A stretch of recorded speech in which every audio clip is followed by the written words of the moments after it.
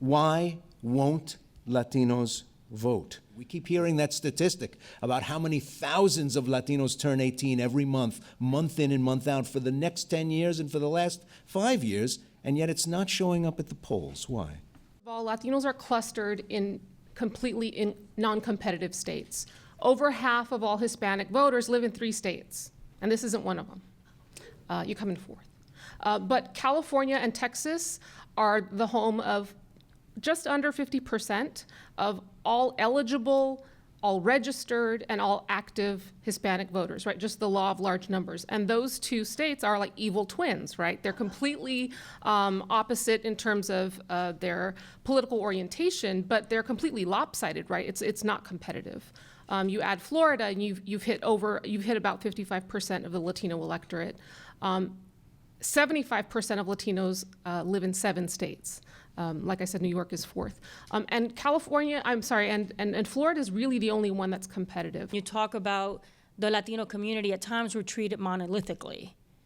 And that's a problem, right? To be able to effectively communicate with voters, you've got to be able to be nimble about what it is that really impacts. And we're dealing with the topic of immigration. Everybody's listening.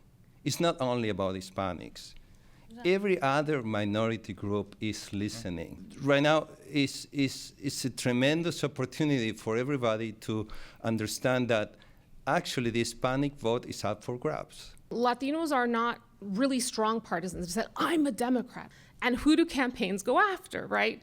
Campaigns don't spend as much money in trying to get a new voter. That is terribly expensive. I think the research really shows, and our experience bears out, that there's no replacement and no substitute for having engaging conversations with people out in their community. And I think the role of community organizations and advocacy organizations like ours, and I think Cindy can back this up, right, that the work that organizations like LULAC or Voto Latino have done is to say, how do we also engage those lower to moderate propensity voters who may not be on the radars of political parties in the same way, to make sure that we are creating the habit of voting. The actual cost, so an average cost to register a voter is about $20 per voter registration.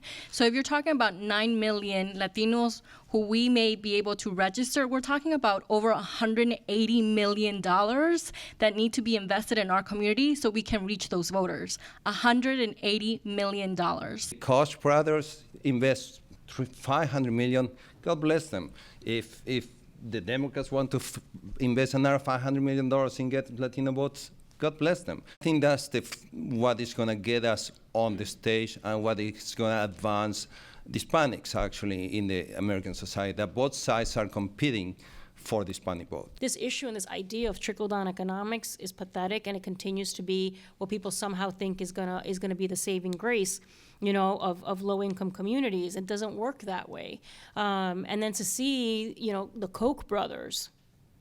I mean, the biggest irony to think these individuals are the oligarchs of our society, are out there mobilizing Latinos that are low-wage and low-income communities to then vote for Republicans that are going to continue to perpetuate the policies that keep us down. I mean, that is unbelievable to me, and it really is frustrating to think that the wool could be pulled over the eyes of our community in that way. It's not only ironic, it is offensive.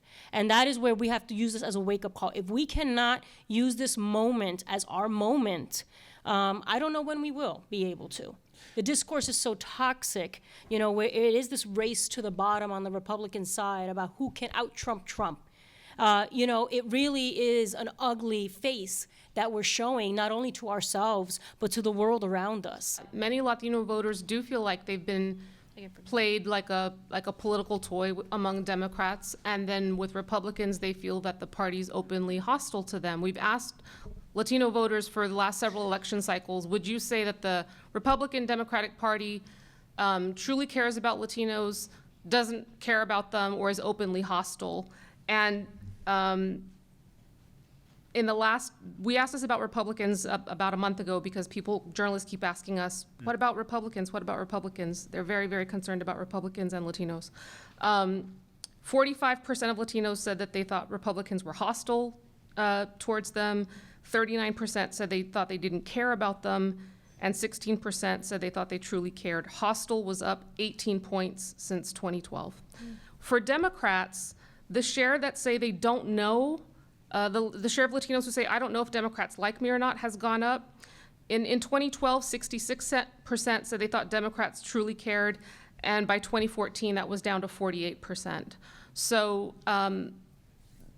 part of why Latinos turnout is low is that you said early on, Latinos know who's on their side, and sometimes they feel like nobody's on their side. And ultimately, another question we ask is, would you say your vote today is to vote for the Republican, the Democrat, or the Latino community? And the plurality say the Latino community. In 2012, the average Latino voter turnout was 48%, and for naturalized Latino voters, it was 54%. So there was a 6 percentage difference. So we do know that naturalized Latino citizens do vote at a higher rate than Latinos in general. And part of the reason that we see that is because they go through this process of becoming legalized in the U.S. They go through knowing the 100 plus questions that they have to answer, only maybe 2, 3, or 5 when they go into their citizenship appointments. But also some of these folks move from their native countries due to political reasons, due to other reasons that factor into the reason why they want to participate in this country. And they also want to, experience the American dream of voting. That is an American dream here for us as well. And when we have politicians telling us, you're less American than I am, I think that motivates us. I think that especially motivates immigrants, that especially motivates new Americans to make sure that they show up at the polls and that they vote.